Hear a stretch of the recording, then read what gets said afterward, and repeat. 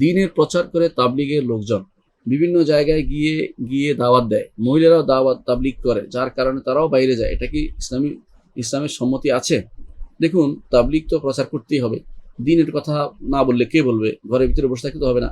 কিন্তু সমস্যা হচ্ছে একটাই, যিনি দ্বীনের কথা বলছেন তিনি দ্বীন বুঝেন কিনা, তিনি তাওহীদ বুঝেন কিনা, তিনি আমল সালেহ বুঝেন কিনা, তিনি সুন্নাহর উপর আমলটা বুঝেন কিনা, এটা কিন্তু আমরা জানতে হবে। আপনাকে এমন কথার দিকে নিয়ে যাচ্ছে হয়তো যে কথা আসলে শরীয়ত সম্মত না। এজন্য জ্ঞানী মানুষের সাথে থাকবেন, তা দ্বীন শিখবেন তাদের কাছ থেকে যারা দ্বীন বুঝে, আলেমদের কাছে যাবেন। কোনো মাদ্রাসার মুহাদ্দিস আছে, কোনো মাদ্রাসার প্রিন্সিপাল সাহেব আছে, তার কাছে যাই বসবেন, তার কাছ থেকে দ্বীন শিখবেন। মসজিদের ইমাম সাহেব খতিব খুতবা দিচ্ছেন, তার কাছ থেকে শিখবেন।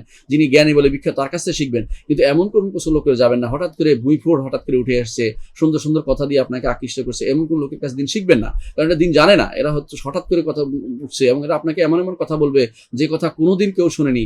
রাসূলুল্লাহ সাল্লাল্লাহু আলাইহি ওয়াসাল্লাম হাদিস অনুসারে তারা এমন লোক আসবে কিয়ামতের আগে, এমন হাদিস বলবে যে হাদিস তোমরাও শোনো না, তোমাদের বাপদাদাও শোনেনি। এরকম লোকেরা আসে, বিভিন্ন রকমের কথা শোনায়, বিভিন্ন রকমের এমন কথা শোনায় যেগুলো যুবকরা বিভ্রান্ত হয় এবং মিথ্যাচারের মধ্যে তারা জড়িত হয়ে যায় এবং তারা হিংস্র হয়ে যায় এবং তারা মানুষের উপর ক্ষিপ্ত হয়ে যায়।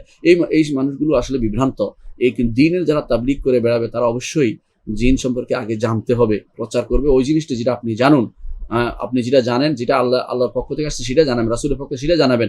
যেটা অমুক তমুকের পক্ষ থেকে আসছে আপনি জানেন না, সেটা আপনি বলে বেড়াবেন না, কারণ আপনি জানেন না। কাফা বিল মারই কাযিবান আন ইউহাদ্দিসা বিকুল্লি মা সামিআ। একজন মানুষের মিথ্যাবাদী হওয়ার জন্য এটাই যথেষ্ট, যা শুনে তাই বলে দেয়, এটা মিথ্যাচার। আপনাকে অবশ্যই পরীক্ষা করবেন যেটা কতটুকু সত্য, আমি যা বলছি এটা কি আসলে কোরআনে আছে না হাদিসে আছে। জানার পরে সেটা যদি শুদ্ধ আছে, কোরআন পারছেন, হাদিসে পারছেন, সহিহ হাদিসে পেয়েছেন, আলেম থেকে জেনে নিয়েছেন যে হাদিসটা সহিহ, এটা অবশ্যই বলবেন, এটা প্রচার করবেন, এটার নামে তাবলীগ, এটা করা উচিত। কিন্তু এটার বাইরে নিজেদের মনমত করে তাবলীগ করা এটা কিন্তু ঠিক নয়। দ্বিতীয়ত হচ্ছে, পুরুষ মানুষ দিনে বিভিন্ন জায়গায় যে তাবলীগ করবে, প্রচার করবে, কাফেরদের মাঝে তাবলীগ করবে, ইমানদারদের মধ্যে তাবলীগ করবে, কোনো সমস্যা নেই। মহিলাদের মধ্যে তাদের সীমার ভিতরে থাকতে হবে, রেঞ্জে থাকতে হবে, রেঞ্জের বাইরে যেতে পারবে না। একজন মানুষ তার ঘর হচ্ছে তার সীমা, তার বাইরে যেতে হলে, ঘরের বাইরে যেতে হলে স্বামীর অনুমতি লাগবে এবং ঘরের বাইরে যেতে হলে তাকে পর্দা লাগবে, দূরে যেতে হলে তাকে মাহরাম লাগবে।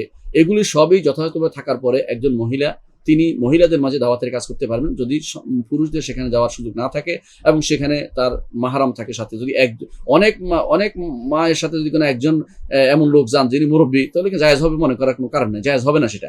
অনেকে যেটা বলা হয় যে আমি অমুক মস্তুরাতের দায়িত্ব আছি, আমি বের হয়ে গেছি, জায়েজ নেই। কিছু দায়িত্ব উনি তো শুধুমাত্র যাদের মাহরাম তাদের দায়িত্ব নিতে পারেন।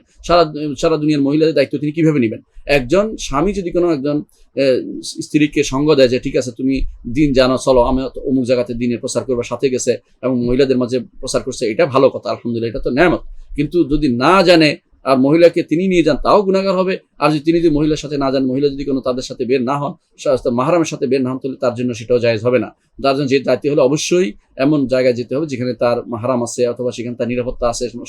ঘর থেকে বের হতে হলে, যে কোনো নারীর ঘর থেকে বের হতে হলে তার অবশ্যই স্বামীর অনুমতি লাগবেই, এমনকি যে সমস্ত এই যুবতী মেয়েরাও যদি কোনো স্বামী না থাকে, তাদের পিতামাতার অভিভাবকের অনুমতি লাগবেই এবং তারা কেউ না কেউ সাথে থাকতে হবে। সেভাবে বের হওয়া, যেখানে সেখানে যাওয়া, এটা শরীয়ত অনুমোদন করে না। আশা করি বিষয়টি বুঝছেন।